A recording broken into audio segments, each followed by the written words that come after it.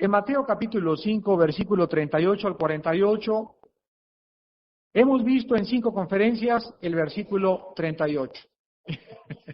Nada más. Hemos visto en 5 conferencias y hemos tratado de explicar el versículo 38. Y que toda esta temática y aparentemente semántica, filosófica, no es más que una mala interpretación de los fariseos que trataban de llevar a cabo la venganza personal mediante el mandamiento ojo por ojo, diente por diente. A continuación, el Señor Jesucristo dijo en el versículo 39, pero yo os digo, no resistáis al que es malo. Antes, a cualquiera que te hiera en la mejilla derecha, vuélvele también la otra. Al que quiera ponerte a pleito y quitarte la túnica, déjale también la capa. Y a cualquiera que te obligue a llevar carga por 1 milla, ve con él 2. Hemos puesto énfasis desde la clase pasada en el versículo 39 en la frase, no resistáis al que es malo. Y hemos tratado de poder evaluar esta temática de Cristo, porque ya vimos claramente que no significa no tener ejércitos, no significa no tener un cuerpo de policía, no significa no tener autoridades civiles que lleven a cabo y lleven a los tribunales a los criminales, a los ladrones, a los asesinos, a los violadores. Porque cualquiera podría decir, no, Cristo dice, no resistas al malo, me chocan, que Dios te bendiga, me roban, que Dios te bendiga. Y cuando nosotros nos vamos al extremo de la ley, nos convertimos entonces en legalistas. Hay 2 peligros muy grandes en la vida cristiana, y los 2 son opuestos radicales. Uno es el legalismo. Esto significa basarse en la letra de la ley, nada más. Y el otro es el antinomianismo. La palabra nomos significa ley, la palabra anti en contra de la ley. O sea, el antinomianista o el antinomianismo es ir en contra de todo aquello que Dios nos manda. O sea, el libertinaje total. Entonces, tanto el radicalismo del legalismo como el libertinaje total de ir en contra de la ley son totalmente polos opuestos que nos van a llevar a convertirnos en herejes. Y tenemos que nosotros darle el sentido y poder trazar la palabra de Dios de acuerdo al texto y al contexto que el Señor Jesús quería verdaderamente darnos a entender. ¿Cómo se puede lograr esto? Muy fácil, cotejando línea con línea, versículo con versículo, precepto sobre precepto, acomodando lo espiritual con lo espiritual y teniendo la armonía de toda la Biblia para que junto con toda la Biblia podamos decir, así es como debe de ser. Porque si yo saco de la Biblia un versículo y le doy una interpretación y por otro lado hay otra interpretación, ya la interpreté privadamente. Y por eso hay tantas sectas. Los testigos de Jehová, los mormones, adventismo del séptimo día, el unitarismo y todas las sectas usan de la Biblia textos que inflan o lo sacan radicalmente de su contexto y comienzan a delinear una doctrina alrededor de 1 o 2 versículos y no de un contexto entero. Entonces ellos comienzan a apoyar sus herejías con la palabra de Dios y te enseñan la Biblia. Desgraciadamente son igual que Satanás. Cuando el Señor Jesucristo fue tentado, recuerden ustedes que Satanás le dijo y le citó uno de los salmos, ¿se acuerdan? Y le dijo a Jesús, está escrito, a los ángeles, si te avientas del templo, la Biblia dice que si tú te avientas, los ángeles te detendrán para que tu pie no tropiece en piedra. Satanás le citó la Biblia a Cristo. Cristo hubiera dicho, qué gusto me da que estás memorizando la Escritura, Satanás. Pero ¿sabe una cosa? Que Cristo nos enseña algo muy profundo. Y le dijo a Satanás, escrito está también. O sea, no cites incompleto, sigue leyendo lo que dice abajo. Entonces, Satanás nunca es más diabólico que cuando trae la Biblia debajo del brazo. Y tú puedes encontrar a mucha gente con la Biblia y no por eso podemos nosotros concluir que son cristianos o que son hijos de Dios. Porque, repito, nunca es algo más diabólico que cuando Satanás cita la Biblia para sus propósitos perversos también. Vamos en esta noche a tratar entonces de poder comenzar a limpiar la paja y poder esclarecer claramente el significado: no resistas al que es malo. La palabra resistir, aquí en el griego es la palabra antistemi, que significa ir en contra o ponerse en contra de alguien. Cristo aquí nos estaba diciendo que los cristianos no nos pongamos en contra de las personas que nos ofenden interiormente. En otras palabras, que no tratemos, si alguien nos hace un mal, estar toda nuestra vida en contra de esa persona, porque nosotros demostraríamos con esto venganza y amargura en el corazón.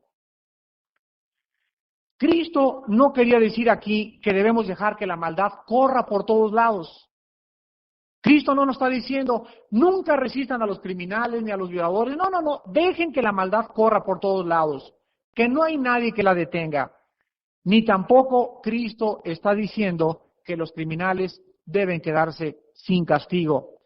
Ni tampoco está diciendo que los países no tengan policía ni ejército, sino que nos está, repito e insisto, diciendo que no resistamos, no nos pongamos en contra, no guardemos rencor.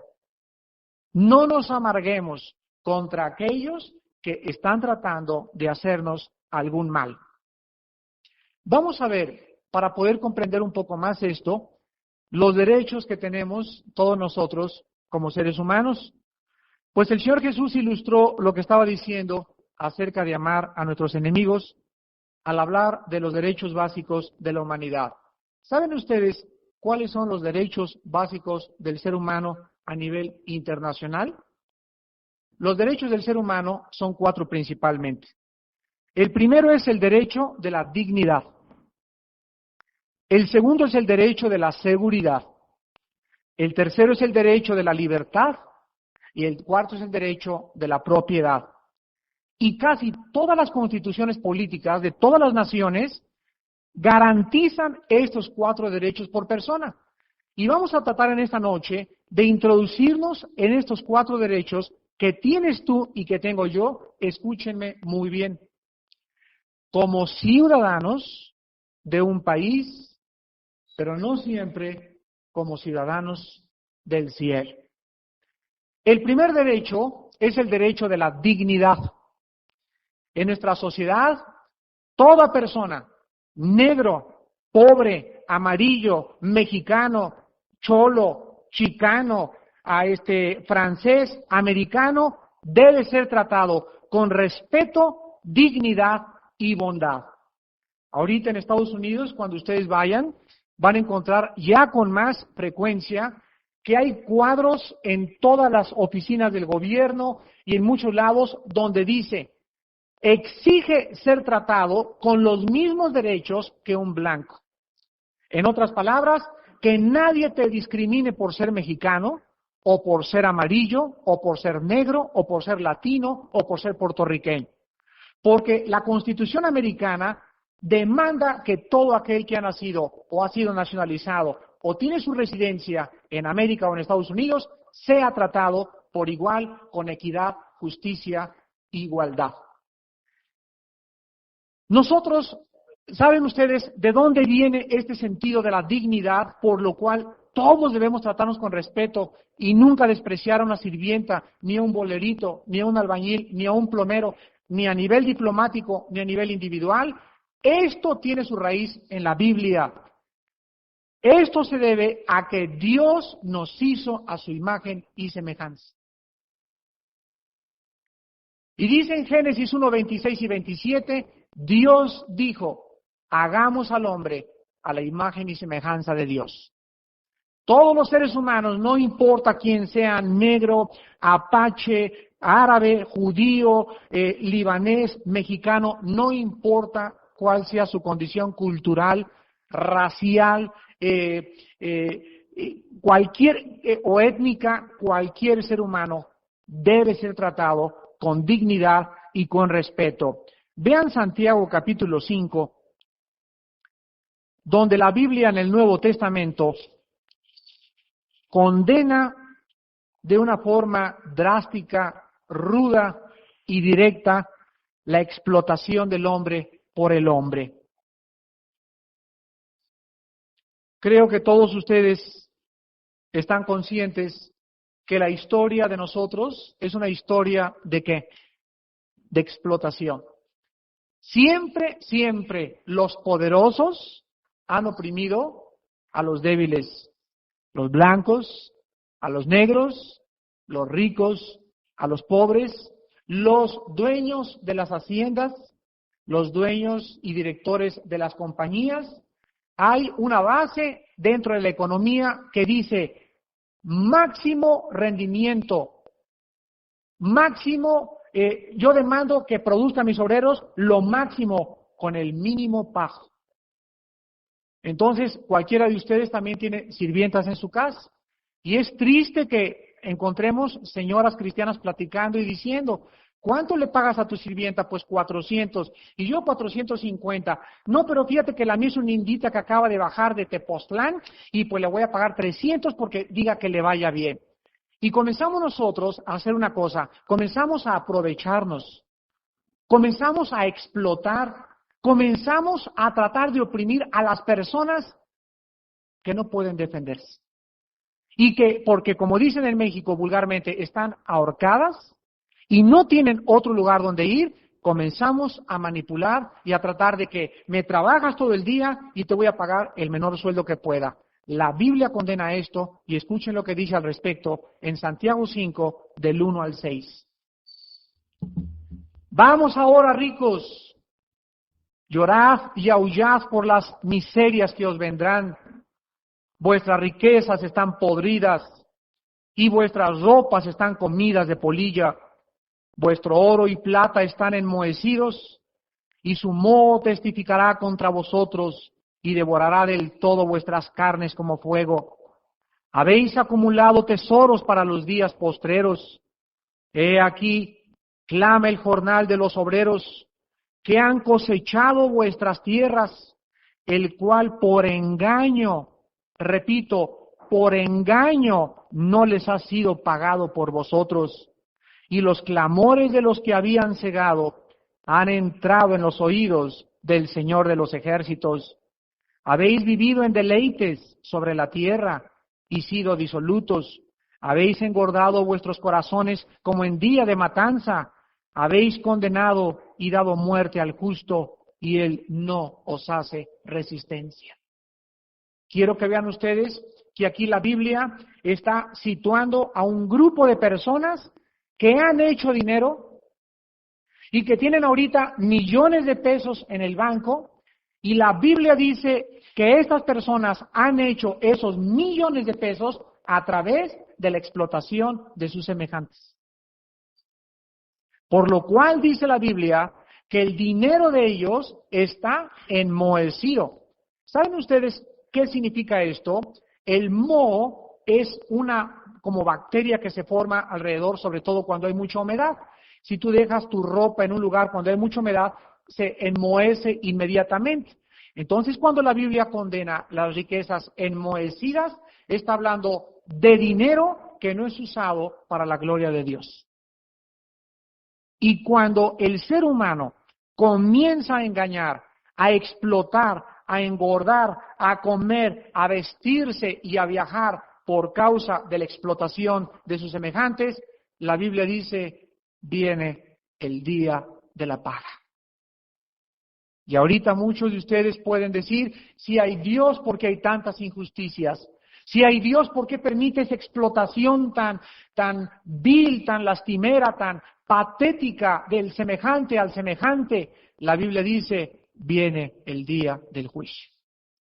Y entonces ahí dice la Biblia, podrá Dios decirles a estas personas: ustedes estaban aquí arriba, los explotados estaban aquí abajo, el que ríe el último ríe mejor. Ustedes ahora serán lanzados al infierno eterno y los que estaban siendo explotados serán elevados a la posición de supremacía que ahorita merecen, porque ustedes no tuvieron compasión ni respetaron el derecho de la dignidad del ser humano. Esta dignidad, desgraciadamente, podemos repetir, no siempre es respetada. Muchos de ustedes, amigos, hermanos en Cristo, están siendo explotados en su trabajo. Muchos de ustedes se están aprovechando sus jefes de ustedes. Otros saben que deben de pagarles salario mínimo, que deben y tienen el derecho de tener seguro social, de pagar cada media hora que ustedes trabajen de más, se les debe de pagar extra. Pero los jefes no dicen eso, dicen: no tienes que darme más tiempo para hacer méritos, aunque sea en contra de la ley. ¿Por qué? Porque quieren más dinero y quieren explotar.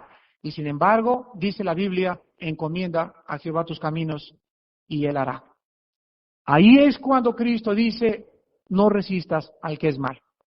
Si tú estás siendo explotado en alguno de tus trabajos, no te queda más que voltear la otra mejilla y acordarte que no vas a meterlo a la cárcel, es imposible, están súper protegidos por su departamento de contabilidad, nunca le vas a probar tu explotación, pero la Biblia dice: esperen con paciencia. Vean el versículo 7 de Santiago 5.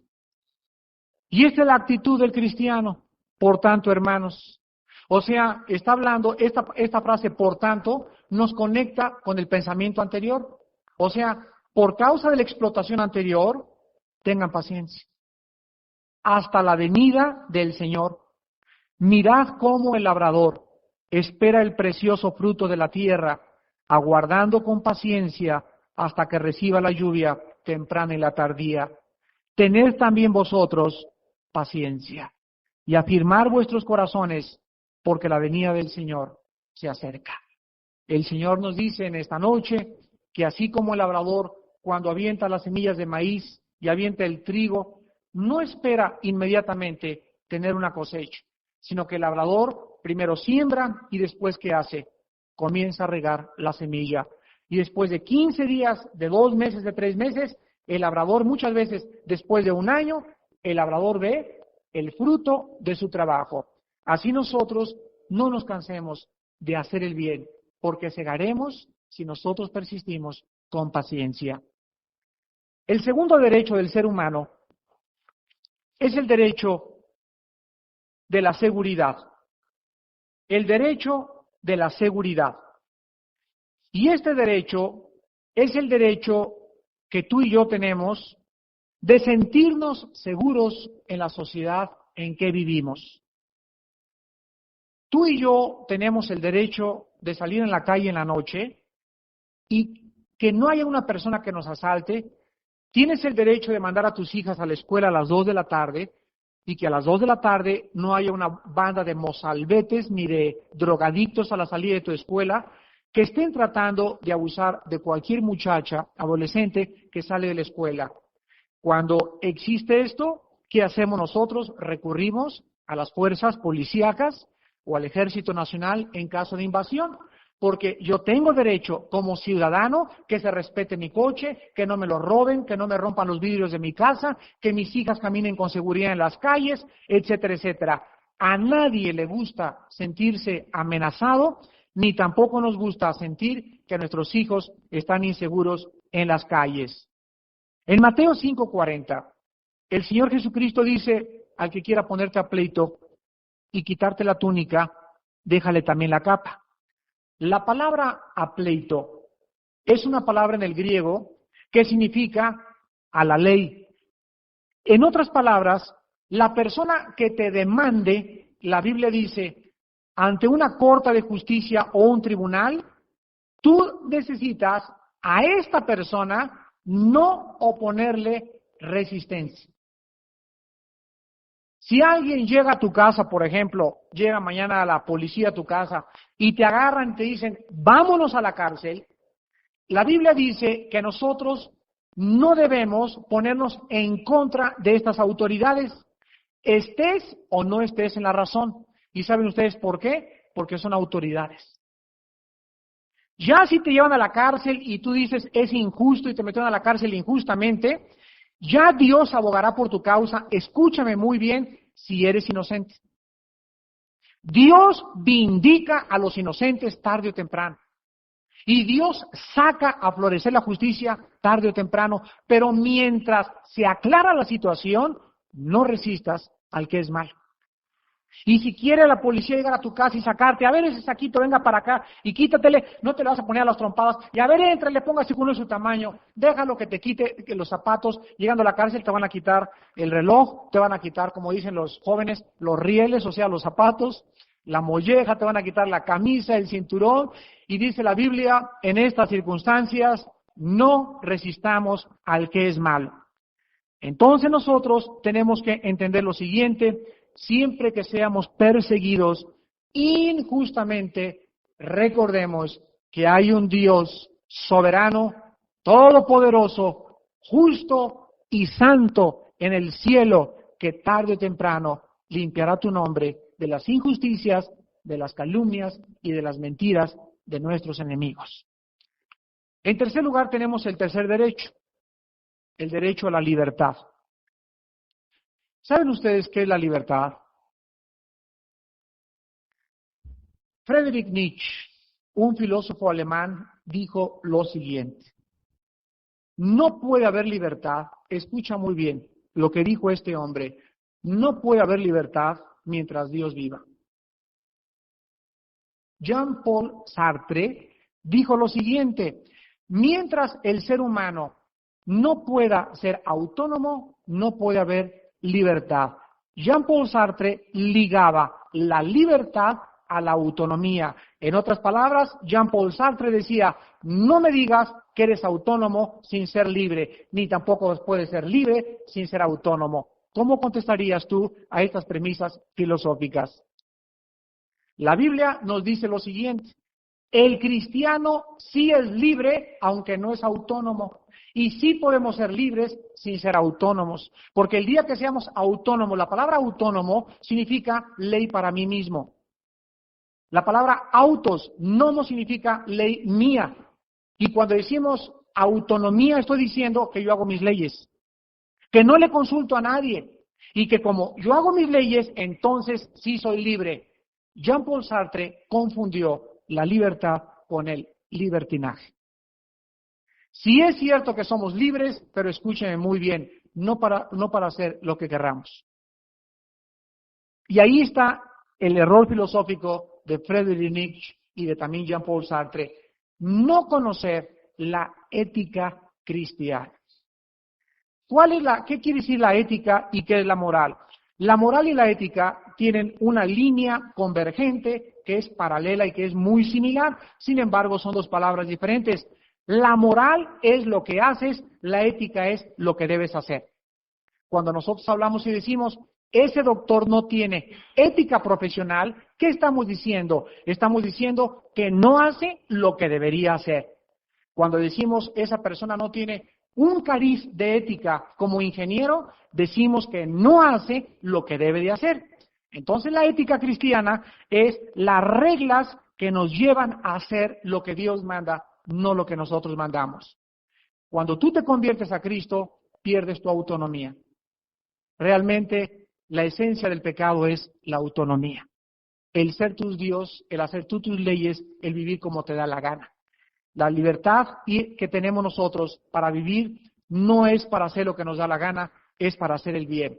Y les voy a poner un ejemplo. Cuando un criminal sale de la cárcel, el juez le dice a Pancho Pantera, mira, eres libre. Y en ese momento sale gritando, gracias a Dios, tráigame la ametralladora, tráigame esta mujer, me muere. No, le dice el juez, tú has confundido.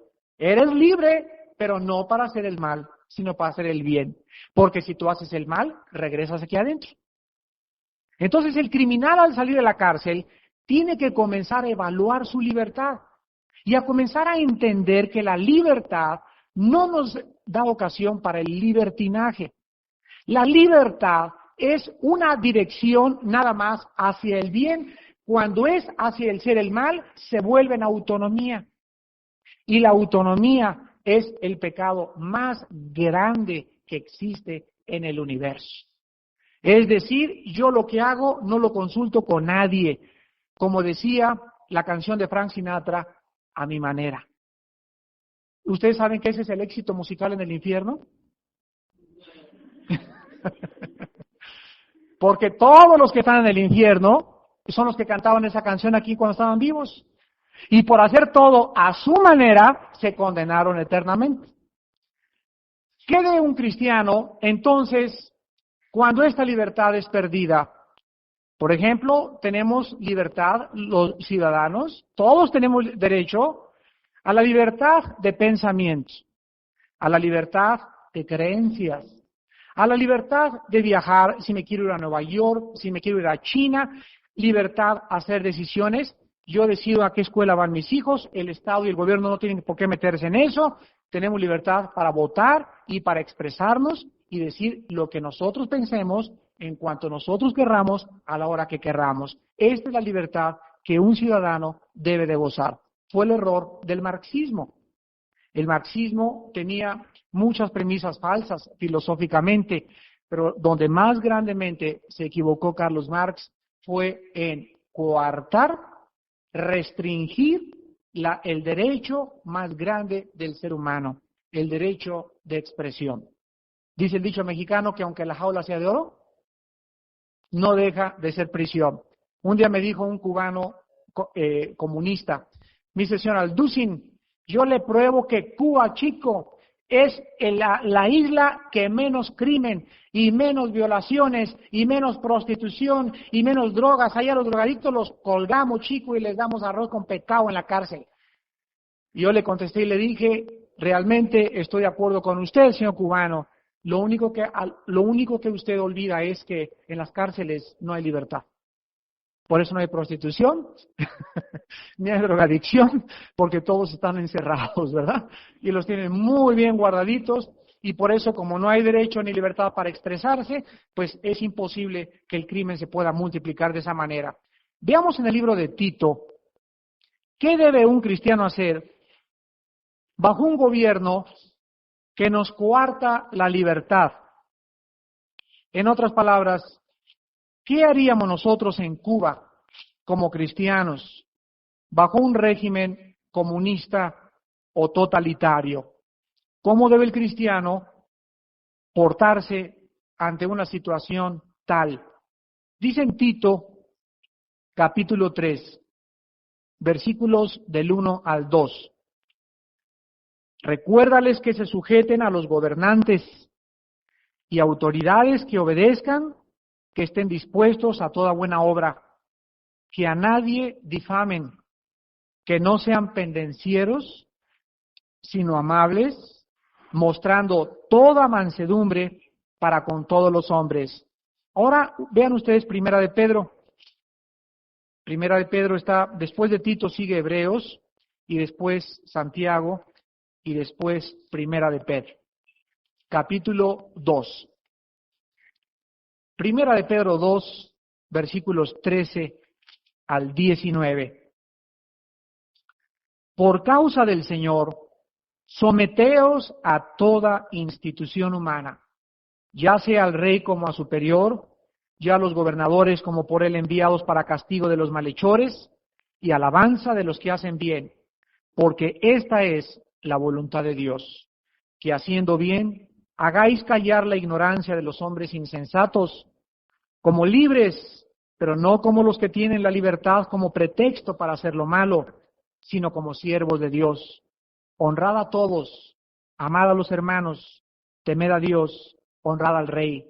Criados, estén sujetos con todo respeto a vuestros amos, no solamente a los buenos y afables, sino también a los difíciles de soportar, porque esto merece aprobación si alguno a causa de la conciencia delante de Dios sufre molestias padeciendo injustamente. La Biblia dice que el cristiano, bajo cualquier régimen, bajo cualquier sistema, debe mantener el respeto a las autoridades. Y el más grande ejemplo fue Jesucristo y sus apóstoles. ¿Bajo qué gobierno vivió Cristo? Un gobierno totalitario donde Nerón y donde los Césares se habían hecho dioses, donde quemaron Roma, le echaron la culpa a los cristianos. Y cuando vemos nosotros en la Biblia que Pablo les dijo a los apóstoles, vamos a juntarnos y vamos a la plaza de la Constitución a protestar contra el César. Vamos alrededor de Roma y vamos a echarle candela y decirles que exigimos nuestros derechos. No, jamás encontramos eso. Siempre encontramos, sometámonos a las autoridades superiores, porque Dios es el que juzga y algún día Dios, repito, dará la paga. Finalmente, el derecho de la propiedad. Todos nosotros tenemos derecho a tener una casa, si tienes dinero, a tener un terreno, a tener una parcela, a tener un negocio. Y todos estos derechos, desde luego, si son lícitos, ¿verdad? Y si estas propiedades las has ganado con el sudor de tu frente. No tenemos derecho de despojar a nadie de sus propiedades. Pero ¿cómo debemos nosotros reaccionar cuando alguien nos arrebata algo? Cuando alguien, por ejemplo, te quita tu terreno o te confisca tu casa. Quiero darles a ustedes, para acabar, 5 respuestas. Número 1, si ha sido el gobierno quien nos despoja, no podemos defendernos sino confiar en Dios. Y esto, aunque querramos defendernos, ¿verdad? Porque no podemos contra el Estado. No nos queda más que, Señor, tú tienes un plan detrás de esto. Número 2, si ha sido una persona cristiana la que nos ha despojado, o si un cristiano nos ha hecho algún mal, o si hay letras que tú le has dado a firmar a un cristiano y el cristiano no te las paga, dice 1 Corintios 6:1 que el cristiano no puede llevar a los tribunales a un hermano cristiano. Porque entonces seríamos mal testimonio al mundo y el mundo se burlaría de nosotros. No podemos demandar judicialmente a ningún hermano en Cristo. Número 3, si una persona no cristiana quiere aprovecharse de ti y esta persona tiene influencias para ello y te quita tu casa, también no te queda más que encomendarte a Dios. Y repito, tampoco te queda otra, ¿verdad? Porque el otro tiene influencias y tú no las tienes y tú dices qué injusticia, etcétera, etcétera, pero hay un Dios más grande en el cielo que está permitiendo esta situación por alguna razón. Y número 5, si este despojo se debe por causa de que somos cristianos, o sea, por la persecución, como les pasó a unos hermanos en el cerro hace poquito, aquí cerca de la Jusco, que llegó una multitud de 10,000 y les rompieron las sillas de la iglesia, etcétera, etcétera. Cuando se trata por causa de que somos cristianos, gocémonos y alegrémonos porque el Espíritu Santo reposa sobre nuestras cabezas. Bienaventurados sois, Mateo 5, cuando por mi causa os persigan, o mientan o digan toda clase de mal contra ustedes, porque así persiguieron a los profetas que fueron antes de vosotros. Despidámonos en oración.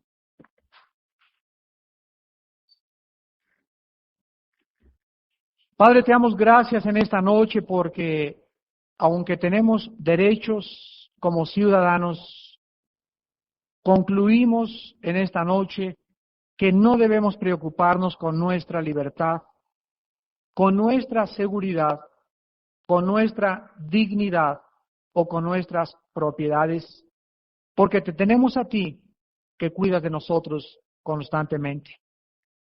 Y cuando tú permites que a nuestra vida vengan tribulaciones que atentan contra nuestros derechos, recordemos que con Cristo hemos sido ya crucificados y que todos nuestros derechos ya fueron perdidos, ya los cedimos en la cruz, por lo que debemos de dejar que tú seas el que pelee por nosotros. Padre, nuestra alma solo puede tener descanso en un Dios que está gobernando en el cielo y que por una razón todavía aún no explicada, podemos nosotros seguir viendo injusticias. Pero sin embargo tú dices No tengas envidia del que prospere en su camino, porque como la hierba será cortada. Confía en Dios, haz el bien y te apacentarás de la justicia, vivirás con la verdad. Deleítate a sí mismo en Jehová y Él te concederá las peticiones de tu corazón. No se exciten en manera alguna a hacer lo malo. Dejen la ira, dejen el rencor, dejen la amargura, dejen el odio. Amad a vuestros enemigos. No resistan al que es malo, al que te quiera quitar la capa. Dale también la túnica, porque hay un Dios que hace justicia y que muchas veces permite que vengan a nuestra vida humillaciones para trabajar con nuestro ego y aprovechar la oportunidad de en ese momento confiar en ti. Padre, te damos gracias porque el que habita al abrigo del Altísimo morará bajo la sombra del Omnipotente. En ti estamos seguros. ¿De dónde vendrá nuestro socorro? Nuestro socorro viene de Jehová, que hizo los cielos y la tierra, en quien confiamos y en quien te damos las gracias, en el nombre de Jesús. Amén.